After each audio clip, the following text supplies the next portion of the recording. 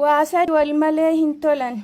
Diiniin aalima malee. Ilmoon haadha malee. Qabeenya abbaa malee. Irraanu haa baraaru. Diinii gurgurachuu. Aalima hamachuu. Haadhaaf abbaa tuffachuu. Waasadi wal malee hin tolu. Jireenya obsa malee. Obsi abdii malee. Adeemsi kaayoo malee. Waasadi ni hawwin. Aalimaan hoogganamuu. Karaa masjidaa deemuu. Keeyrii waliif dhaamuu. Waasadi eeggachuun dirqama. Osoo hin hubatin waa namaan jechuu. Dubbii keessan beekne dubbachuu. Hiriyaa ofii hamachuu.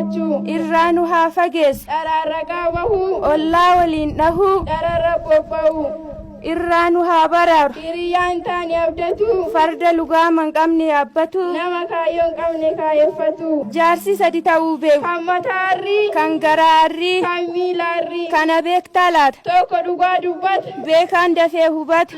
Wallaa lallachuu fudhata. Waa sadi sitti himaa dhagahi. Yoo hojjetan nama ta'an. Yoo muratan bakka ga'an. Yoo obsan waa hunda argan. Waa sadi rabbiin isinii haa furu.